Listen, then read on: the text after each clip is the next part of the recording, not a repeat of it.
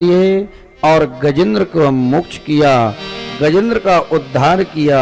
क्योंकि प्रभु तो किस न किसी और भगवान सभी को तारते हैं। आज गजेंद्र का मोक्ष हुआ। 27 श्लोकों में 27 श्लोक हैं।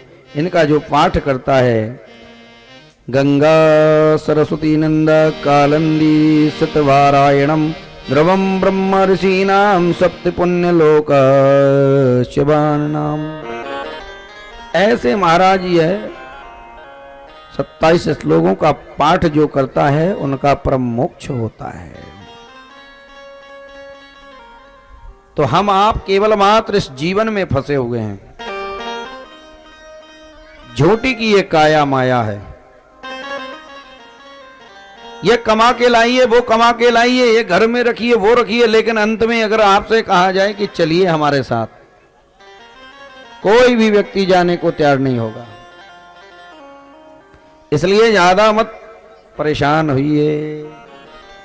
जितना बन सके उतना गोविंद का भजन कीजिए। और ऐसे महाराज गजेंद्र का प्रभु ने मोक्ष किया। गजेंद्र कौन है? ये पूर्व जन्म का, गजेंद्र पूर्व जन्म का महाराज इंद्रधुम नाम के राजा थे। और यह राजा होने के बाद में अपने गुरु का अपमान कर चुके थे। तो गुरु के द्वारा यह श्रापित थे, अर्थात बृहस्पति के द्वारा। गुरुदेव भगवान पधारे और गुरु की महिमा अपार है। गुरु से बढ़कर के कोई नहीं होता है, भगवान तक। गुरु ब्रह्मा गुरु विष्णु गुरुर्देवो महेश्वरा गुरु साक्षात् परब्रह्म तस्मै श्री गुरुवे नमः। गुरु गोविंद दोनों खड़े की के लागो पार। गुरु बलहारी आपनो गोविंद दियो मिला। तो गुरु में वो ताकत है, वो ज्ञान अंधकार में प्रकाश डालने वाला गुरुदेव भगवान होते हैं। तो उस समय आए तो यह है, उस समय राजा इंद्रधुम नाम के भजन कर रहे थे, गर्दन को झुकाए हुए, और प्रभु में स्मरण कर रहे थे। इतने में गुरुदेव भगवान पधारे तो उन्हें देखा कि खड़े नहीं हुए, इसलिए वहीं जाकर के उन्हें श्रापित कर दिया। बोले, हे राजन, मेरे आने के बाद आपने स्वागत नहीं कर पाया। बोले, जाओ, मैं तुम गर्दन लटका करके बैठे हो, इसलिए जाओ, हम तुम्हें श्राप देते हैं। आज से जिस प्रकार से तुम्हारी गर्दन नीचे लटकी है, आज से वैसे ही तुम गज की योनि को प्राप्त हो जाओ। गजेंद्र ने, इंद्रधुम नाम के राजा ने प्रार्थना की कि भगवान, श्राप तो स्वीकार है, पर उद्धार और मोक्ष कैसे होगा? तब कहा, जिस समय तुम प्रभु का स्मरण करोगे, पुकारोगे करुणा निधि, उस समय गोविंद आएंगे, तुम्हें दर्शन देंगे, तुम्हारा परम मोक्ष हो जाएगा। इस प्रकार से महाराज, यह मनुष्य केवल कमाता है, खाता है, दिन रात इसी में पड़ा हुआ है। इसलिए उतना ही कमाओ, उतना ही घर में रखो जितना हमारे को चाहिए। ज्यादा भी नहीं चाहिए, ज्यादा होगा तो हमें चोर का भी भय होगा। मैं भी भूखा ना रहूं, साधु भी भूखा ना जाए। काम चलते रहें, बस ठाकुर जी की कृपा से हमें ज्यादा परेशान होने की आवश्यकता ही नहीं है। लेकिन लोग यह सोचते हैं कि पूरा कुबेर का खजाना मेरे घर में कब आ जाए, और जोड़ते जोड़ते उसके प्राण निकल जाते हैं। वो जुड़ता भी नहीं, लक्ष्मी किसी की होती भी नहीं। क्यों? क्योंकि आप लक्ष्मी के लिए भजन करते हैं, लक्ष्मी जी के लिए भजन करते हैं, ना कि नारायण का नहीं करते हैं। अगर यदि आप नारायण का भजन करेंगे तो लक्ष्मी जी अपने आप घर में आएंगी। यहां सुखदेव स्वामी कहते हैं, हे राजन, इस प्रकार से गजेंद्र मोक्ष हुआ। बोलो बाल कृष्ण भगवान की, द्वारिकाधीश भगवान की।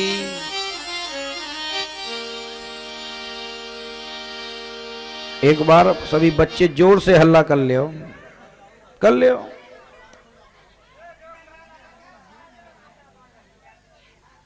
आज जो हमारे जजमान बैठे हुए हैं आगे, आप पांचों जनों की ड्यूटी है कि कोई हल्ला ना करें, चारों तरफ और बीच में आप लोग संभाले रहें। कथा भी आप सुनिए और ये हल्ला भी शांत।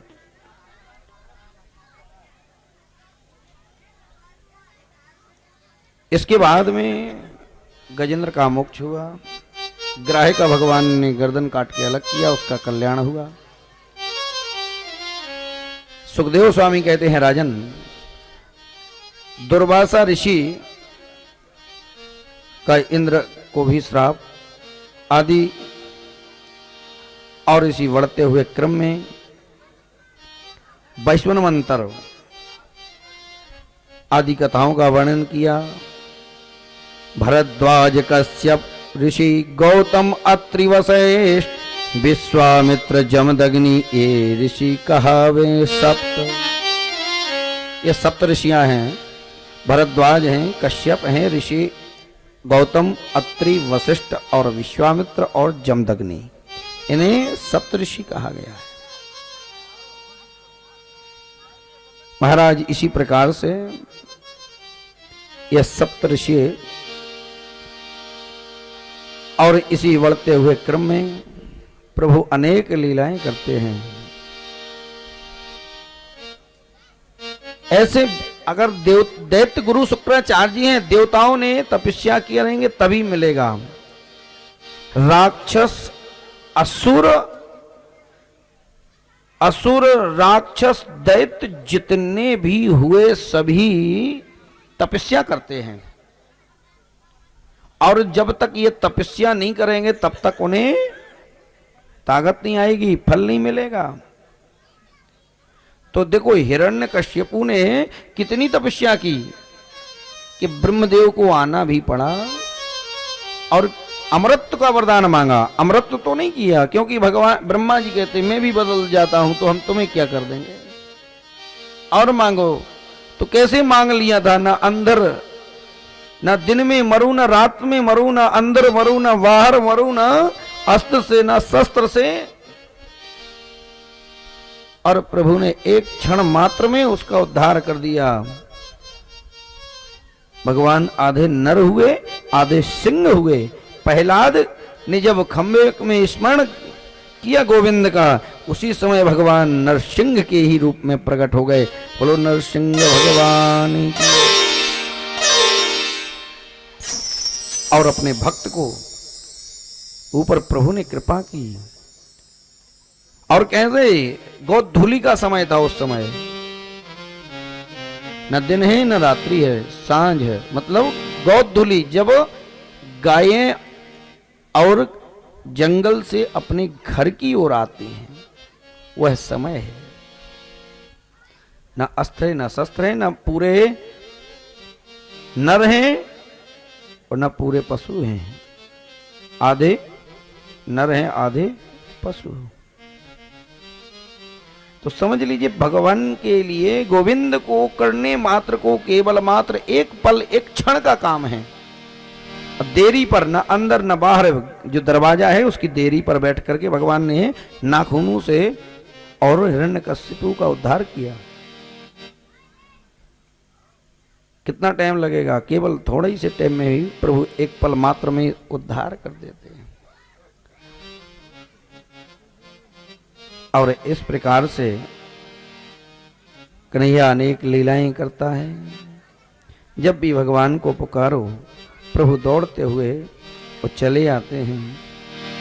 और एकदा गिरियस दृष्टो तत्र सुब्रताः। हे राजन, एक बार इसी जंगल में भगवान शिव के दर्शन करने को परम और यशस्वी और ऋषि पधारे।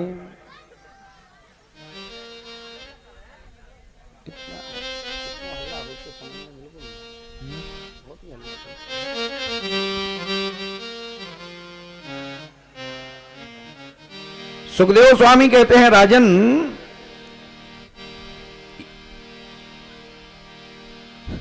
सुखदेव स्वामी कह रहे हैं, राजन, कि अब मैं आपको अम्बरीष महाभाग सप्तदीपवती मही अव्यायम च स्त्रियं लब्धा विभम चातुलम भुवि। सुखदेव स्वामी कहने लगे, राजन, अम्बरीष महाराज के 7 दीपों सहित पृथ्वी का और अखंड शासन करते हुए और अनंत ऐश्वर्य को प्राप्त हुए। कौन? अम्बरीष राजा। कहने लगे, लेकिन ये भगवान के भक्त को यदि कोई परेशान करता है तो भगवान उसे क्षमा नहीं करते। अम्बरीष राजा जो हैं, एवं ब्राह्मणाम उत्कृत्यम जटारो से विदोपितः तया चा निर्मये तस्मै कृत्यायाम काल नलो ममाम। ऐसा कह के और राजा नभग, उनके नाभग के पुत्र अम्बरीष, और अम्बरीष राजा जो हैं भगवान के बड़े ही भक्त हैं। इतने भक्त हैं कि एकादशी का व्रत धारण करते हैं। तो हम आपको भी अपने जीवन में शुद्ध और अपने लिए कम से कम 1 दिन का टाइम निकाल के व्रत रखना चाहिए। और वह व्रत कौन है? एकादशी का।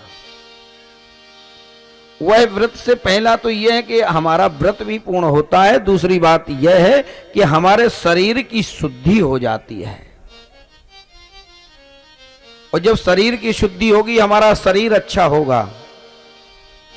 तो एकादशी का व्रत सभी को करना चाहिए। वर्ष में 24 एकादशी होती हैं, जिनमें एक वर्ष में जेठ के महीने में शुक्ल पक्ष में निर्जला नाम की एकादशी, अर्थात भीमसेनक नाम की एकादशी है, जो बिना जल के व्रत धारण किया जाता है। लेकिन जब एकादशी का व्रत करेंगे आप, वो कभी कदाचित द्वादशी और त्रयोदशी का साथ में ही मिलन होता हो, तो व्रत को सूर्य उदय के पहले ही भोजन कर लेना चाहिए। जैसे आज एकादशी है और कल द्वादशी भी है और त्रयोदशी भी लगना हो, तो सूर्य उदय के पहले भोजन कर लेना चाहिए। और भोजन करना तो पहले हमें किसी न किसी ब्राह्मण या कन्या या मंदिर के पुजारी आदि का, किसी न किसी का पहले हमें उनको जिमाना चाहिए, भोजन कराना चाहिए। इसके बाद में भोजन करना चाहिए। अम्बरीष राजा ने क्या किया? एक तो जेठ का महीना है, निर्जला एकादशी व्रत किए हैं और दुर्वासा ऋषि का महाराज निमंत्रण कर दिया। दुर्वासा ऋषि का निमंत्रण हुआ। दुर्वासा ऋषि जो हैं निमंत्रण को भी स्वीकार कर लेते हैं। लेकिन दुर्वासा कैसे हैं? क्षणे रुष्टा क्षणे तुष्टा रुष्टा तुष्टा तू क्षणे क्षणे। एक क्षण में प्रसन्न होना और एक क्षण में, एक पल में नाराज भी हो जाना।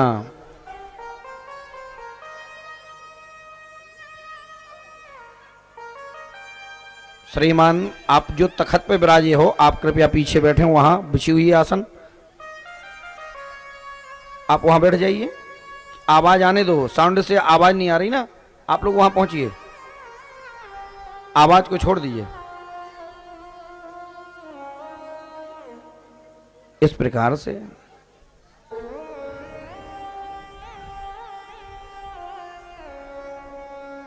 जो अम्बरीश राजन हैं, अम्बरीश राजा ने व्रत किया। व्रत करने के बाद में दुर्वासा का निमंत्रण किया। दुर्वासा का निमंत्रण होने के बाद सुबह हुआ, प्रातः का महाराज दुर्वासा ऋषि को बुलाने के लिए गए। दुर्वासा ऋषि क्रोध में आ गए। सुन सुरेश रघुनाथ सुबाहु, निज अपराध ऋषासिन काहू। दुर्वासा ऋषि को बुलाने गए कि महाराज व्रत को पूर्ण कर लीजिए, भोजन कर लीजिए, सूर्योदय होने वाला है। दुर्वासा ऋषि क्रोध में हो गए, बोले अरे राजन, तुम अपने आप में तू राजा है, चलो मैं आ रहा हूं। सूर्य का उदय होने लगा, लेकिन वह भोजन नहीं कर रहे हैं, लाल किरणें दिखने लगी। राजा उस समय क्या सोचने लगे कि यदि मैं भोजन कर लूंगा तो ब्राह्मण भूखा और बड़ा दोष लगेगा, रह जाएगा, और यदि ब्राह्मण का निमंत्रण किया और ब्राह्मण को पहले हम खा लेंगे तो नरक में जाएंगे, क्योंकि जिसका निमंत्रण किया पहले उसे खिलाओ। लेकिन कहीं कहीं तो ऐसा है कि पहले अपना काम बनता, हाँ, कब आरती हो जाए, कब क्या हो जाए, कब सीताराम राधे श्याम हो जाए। नहीं, जिसका निमंत्रण किया पहले उसे भोजन कराओ, इसके बाद में स्वयं करो। लेकिन सूर्य नारायण की किरणें दिखने लगी। दुर्वासा ऋषि जो हैं घबराने लगे और महाराज अम्बरीश घबराने लगे। दुर्वासा का आगमन नहीं हुआ, इसलिए महाराज उस समय क्या किया कि अम्बरीश राजा ने प्रभु को स्नान कराए, उनके चरणों को धोकर के चरणामृत पीने लगे।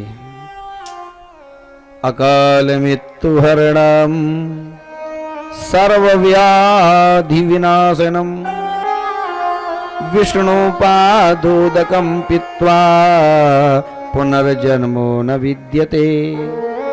महाराज उनका चरणामृत अकाल मृत्यु का हरण करने वाले, सर्व व्याधियों का विनाश करने वाले, अकाल मृत्यु भी आ जाए, अकाल मृत्यु हरणम सर्वव्याधि विनाशनम विष्णुपादोदकम पीत्वा।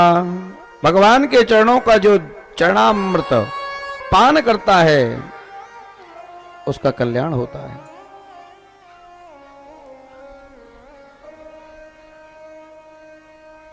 दो तीन चार अमृत हैं। पहले तो भगवान का चरणामृत पान करो, अगर वो नहीं कर पाते हो तो पंचामृत पियो, जो दूध दही घी शहद है। अगर ये कुछ नहीं मिल पाता है तो चरणामृत, पंचामृत, फिर है इसके बाद कथामृत, कथा का रस स्वादन करो, पान करो। पिबतम भागवतम इति रसमालयम, यह सबसे बड़ा रस है। इस रस को पीने के बाद दुनिया में कोई दूसरा रस नहीं है जो आपको आवश्यकता पड़ेगी। पिबतम भागवतम इति रसमालयम, इस रस को पियो, पीते रहो। कब तक पीते रहोगे? जब तक विमान ना आ जाए। परीक्षित जी ने एक बार कथा सुनी, धुंधकारी ने एक बार कथा सुनी। आप तो कहते हैं 20 भागवत सुन चुके, लेकिन उनने एक बार कथा सुनी तो विमान आ गया। आप 20 बार सुन चुके हैं, कह चुके हैं, एक बार भी विमान नहीं आया।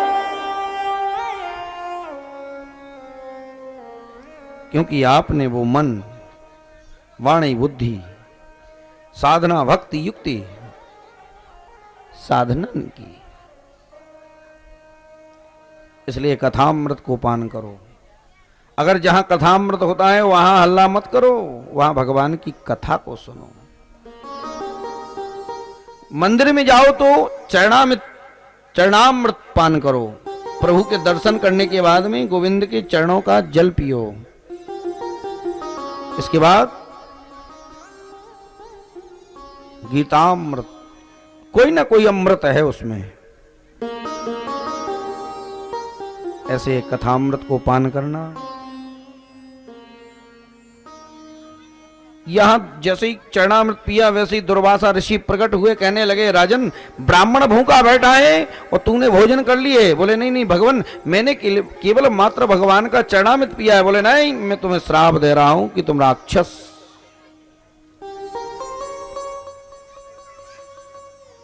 तो भगवान को उसी समय पुकारने लगा, अहम भक्त पराधीना स्वतंत्र इव द्विजा। भगवान भी स्वतंत्र नहीं है, भक्त के अधीन है। जब आपको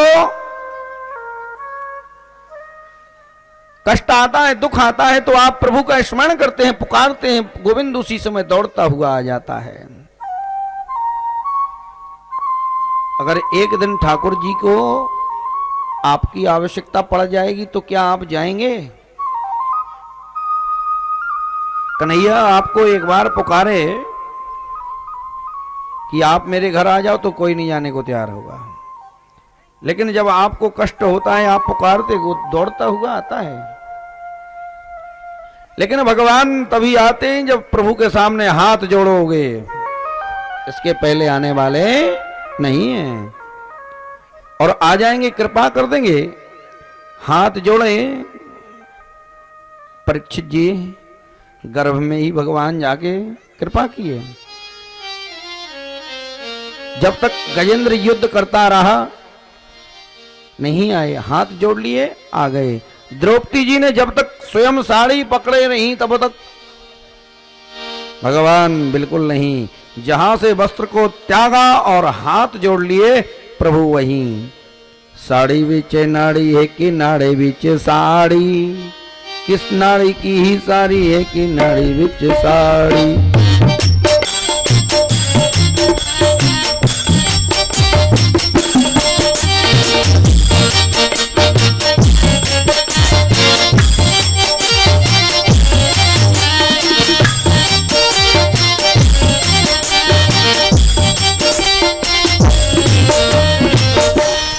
भगवान ने जब दुशासन साड़ी को खींच रहा है तो इतना चीर बढ़ गया, साड़ी बढ़ा दी कि पता ही नहीं लगा, थक गया। तो समझ लीजिए कि प्रभु गोविंद के सामने हाथ जोड़ो, प्रभु आते हैं और साधु नष्ट कर देंगे। अंकुरित अहंकार को नहीं करना चाहिए। गर्भाधारी भगवान जो हैं, आज दुर्वासा ऋषि के अहंकार को समाप्त करते हैं। चक्र सुदर्शन महाराज को आदेश दिए, बोले दुर्वासा की गर्दन काट के अलग कर दो, अर्थात उनके अभिमान को नष्ट कर दो।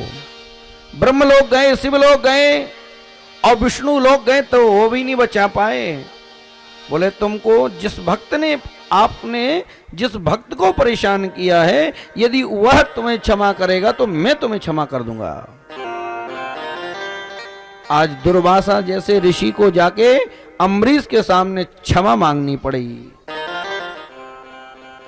अम्बरीश तो ऐसे हैं, कहते हैं मैं क्षत्रिय हूं, आप ब्राह्मण हैं, और यदि ब्राह्मण क्षत्रिय के सामने हाथ जोड़े तो ये शोभनीय बात नहीं है। इसलिए आपने क्या किया, मुझे उससे कोई वो भय नहीं, मुझे क्षमा मांगनी चाहिए। अम्बरीश राजा ने क्षमा की भी किया और इसके बाद में दुर्वासा आदि ने भोजन प्रसाद ग्रहण किया। एकादशी का व्रत 10वीं तिथि से रात्रि से प्रारंभ होता है, द्वादशी तक चलता है। इसमें तांडुल आदि चावल का भोग नहीं करना चाहिए, चावल नहीं खाना चाहिए। अगर आप व्रत भी नहीं रहते हैं तो आप किसी को मना करो कि चावल मत बनाओ, चावल मत खाओ, यही व्रत हो जाए ऐसे। और भगवान ने दुर्वासा ऋषि का अहंकार दूर किया। इसी बढ़ते हुए क्रम में यमुनांत जले मग्न तप्त मान परतपः निर्वृत्ति मीन राजस्य वीक्षम मैथुनम धिमणा। ऐसे ही महाराज सौरभ ही एक बार सौभरी ऋषि स्नान आदि पश्चात तपस्या कर रहे थे। तभी उसी समय जल में एक मत्स्य दंपत्ति का विहार करते हुए देखा। बस विवाह करने की चिंता में लग गए। इसी प्रकार से बहुत हल्ला करते हैं भाई, लगा बोलिए श्री राधे। श्री राधे।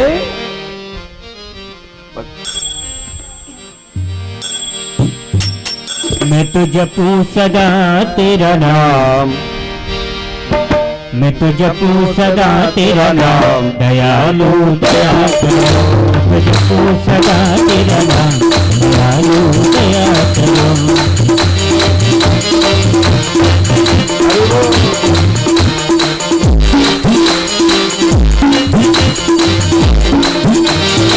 दया करो प्रभु दया करो, दया करो प्रभु दया करो, दया करो प्रभु दया करो। मैं तो जपूं, मैं तो जपूं, मैं तो जपूं सदा तेरा नाम, दयालु दया करो। मैं तो जपूं सदा तेरा नाम, दया करो।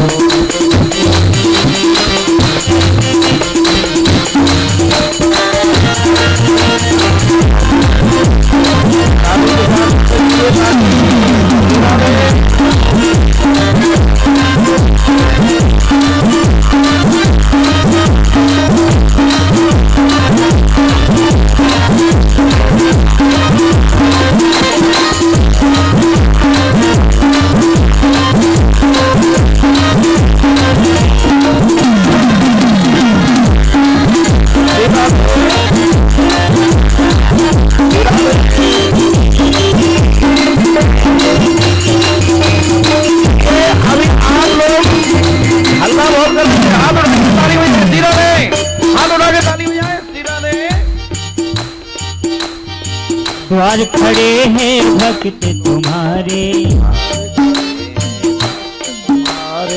द्वार खड़े हैं भक्त तुम्हारे, द्वार खड़े हैं भक्त तुम्हारे। अपनी दया के खोलो द्वारे, अपनी दया के खोलो द्वारे, अपनी दया के खोलो द्वारे, अपनी दया के खोलो द्वारे, अपनी दया के खोलो द्वारे। अपनी दया के खोलो द्वारे। और पूरन हो सब काम, दयालु दया करो। मेरे पूरन हो सब काम, दयालु दया करो। मैं जपूं सदा तेरा नाम, दयालु दया करो। हरि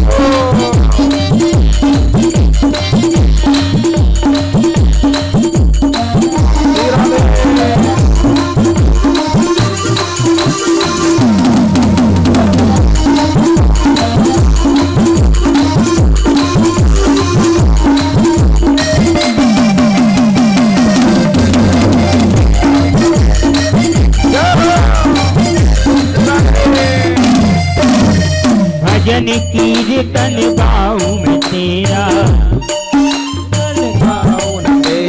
भजन कीर्तन गाऊं मैं तेरा, भजन कीर्तन गाऊं तेरा, नित्य उठ नाम ध्याऊं मैं तेरा, नित्य उठ नाम ध्याऊं तेरा, नित्य उठ नाम ध्याऊं मैं तेरा। नित्य उठ नाम ध्याऊं तेरा।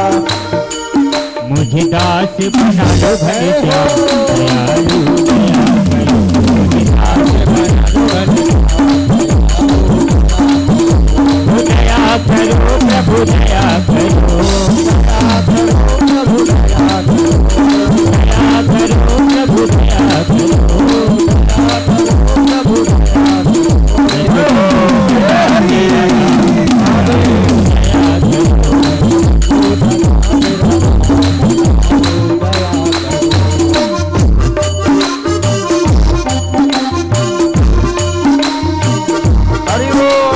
साधु संत की संगति देना। साधु संत की संगति देना। साधु संत की संगति देना। नाम अपने की रंगत देना। अपने की रंगत देना। नाम अपने की रंगत देना। नाम अपने की रंगत देना। तू सदा तेरा नाम दयालु दया करो।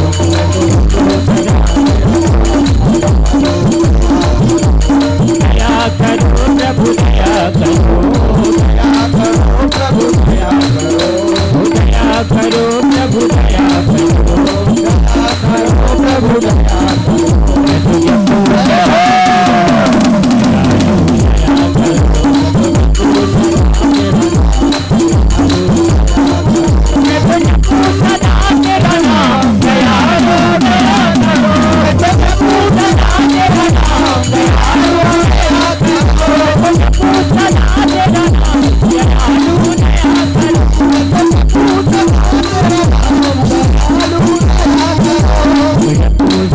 तेरा नाम दयालु दया करो। दयालु दया करो। दयालु दया करो। दयालु दया करो। लाल भगवान की जय।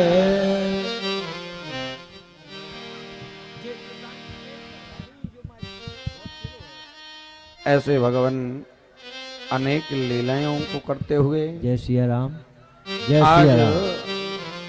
जन्मोत्सव जन्म है गोविंद का। इसी बढ़ते हुए क्रम में तो अभिमान और अहंकार, यही हमारी प्रार्थना है कि किसी को नहीं होना चाहिए। अगर अभिमान आ जाए, अहंकार आ जाए, उसको अपने आप ही तत्कालीन दूर कर दो तो यही अच्छा है। नहीं तो ठाकुर जी फिर ये मत सोचो कि मेरे पास 2-3 ट्रैक्टर हैं कि जीप है, तो ऐसा कहीं कुछ नहीं। गोविंद का दिया हुआ है सब, अपना कुछ नहीं है। यहां तक कि अपना ये शरीर भी अपना नहीं है। कब किस समय नंबर लग जाए कोई ठिकाना नहीं है। तो अभिमान नहीं करना चाहिए। अभिमान तो उनका नहीं रहा कि जो 10 शीश वाले रहे। हम आप तो एक ही शीश वाले हैं। चलत दशानन डोलत अविनी। इसीलिए कहा है रामचरितमानस में भी, अभिमान मत करो। श्री राधे। और साथ में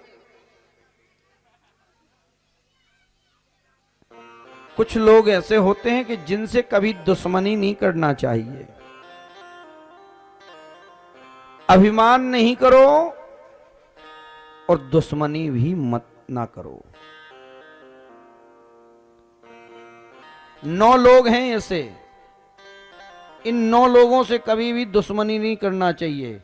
नहीं तो कहीं ना कहीं आप खतरे में पहुंच जाएंगे। ध्यान से सुनना। 9 लोग, 9 व्यक्तियों से कभी भी दुश्मनी मत करो। इनसे तो हाथ जोड़े रहो, इसी में कल्याण है। ये कौन है? शास्त्री मरा मरमी प्रभ सट धनी शास्त्रे मरमी प्रभु सट धनी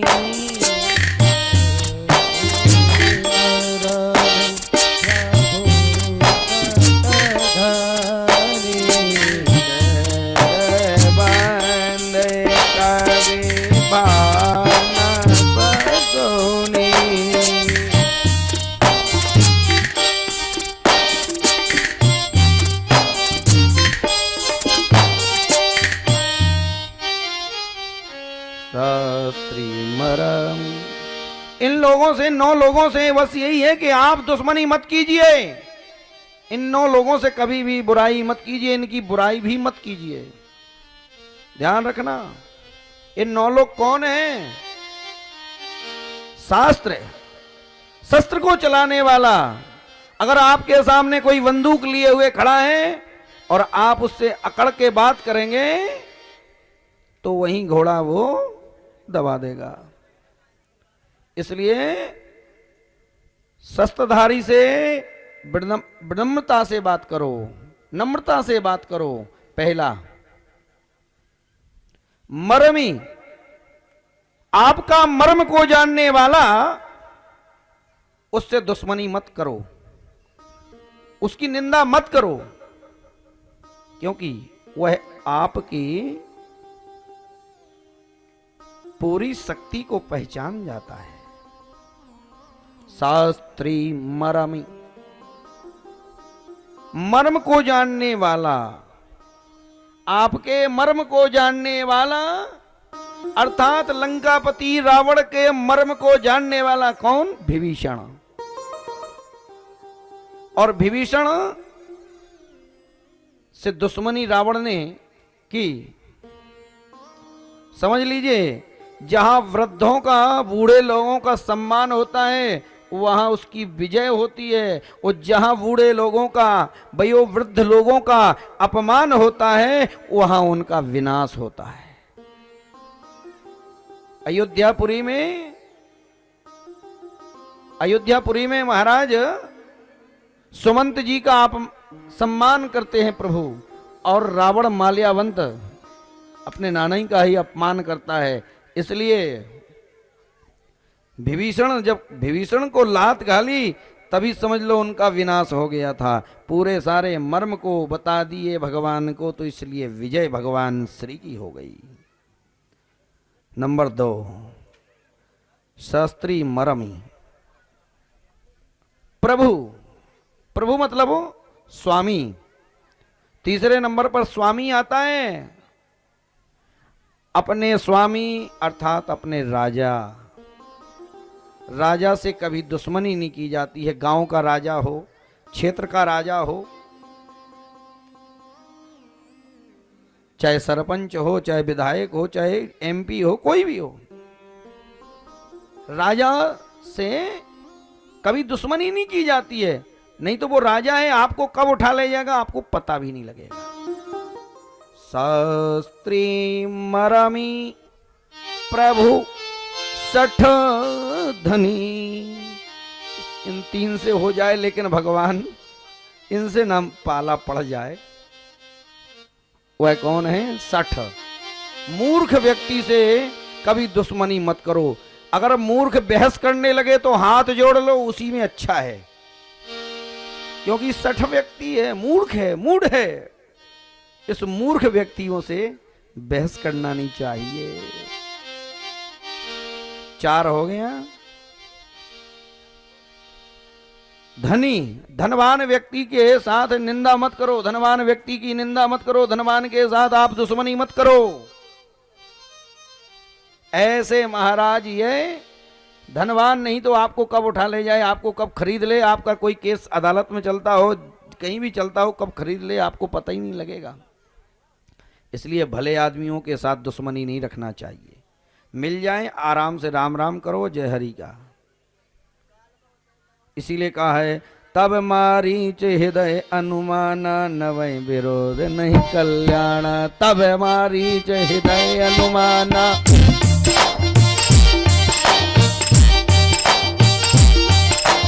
नवै विरोध नहीं कल्याण।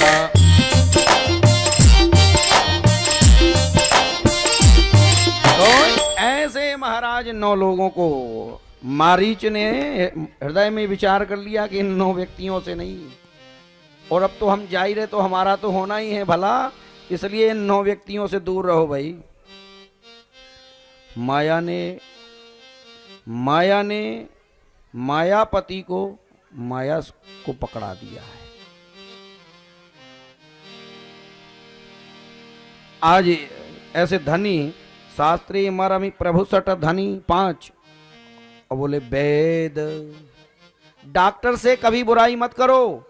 ये मत सोचो कि हम अस्पताल में गए, कुछ थोड़ी सी बात हो गई तो मैंने कांच फोड़ दिए, वहां के शीशे फोड़ दिए, डॉक्टर को गाली दे दी।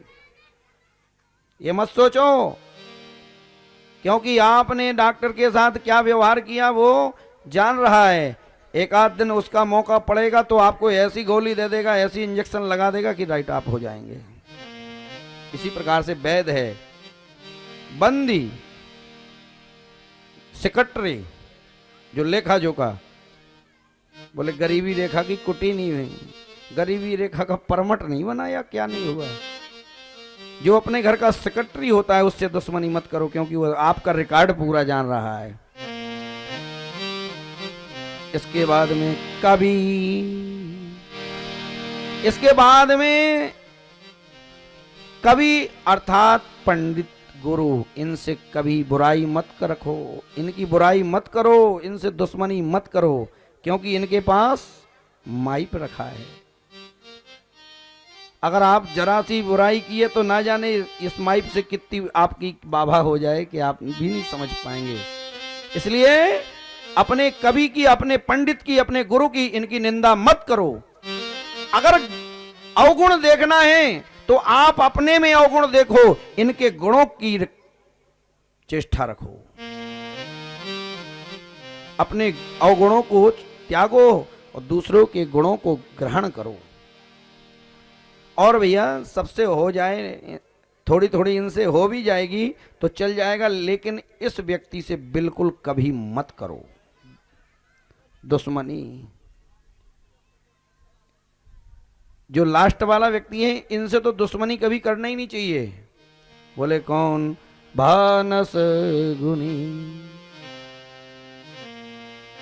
भानस गुनी, भोजन को बनाने वाला रसोइया, जो भोजन बना रहा है उसकी निंदा मत करो, उससे विरोध मत रखो, उससे ईर्ष्या मत करो, उससे अच्छे से बात करो। अगर आपने इनसे दुर्व्यवहार किया, गलत बोले, आपने उनकी सुरक्षा नहीं की, सम्मान नहीं दिया, तो वो कौन है? रसोइया है। अर्थात आपको कब बाहर कर देगा कोई पता नहीं लगेगा, किस क्षण। रसोइया मतलब भोजन को बनाने वाला। और भोजन घर में कौन बनाता है? माताएं बनाती हैं। माताओं से बैर मत करो। अगर इनसे बैर करोगे ना कि नमक कम डाला है आज साग में, तो कल क्या डाल देंगे वो आपको कि भटा और उड़दा की दाल देंगी, दोनों टाइम तो आपको बातांश में चढ़ा देंगी, औगन और बैगन कर देंगी। भोजन बनाने वाली माताओं से, घर के जो गृहिणी भोजन बनाती है उससे प्रेम से रहो, प्रेम से बोलो, जो बना है उसी में संतुष्ट रहो। नहीं तो इसी प्रकार से ये 9 लोग व्यक्ति हैं। इन 9 लोगों से दुश्मनी नहीं करना चाहिए। शास्त्री मरा में प्रभु सट धनी वेद वंदे कवि भानस गुनी। तो ध्यान रखना कि हमें इन लोगों से निंदा नहीं करना, इन लोगों के बुराई नहीं करना, इन लोगों से अच्छे से व्यवहार करना है। अगर सही जीना है सही ढंग से, और नहीं तो मारी तो पहले ही कह गया, तब मारी हृदय अनुमान। अभिमान मत करो।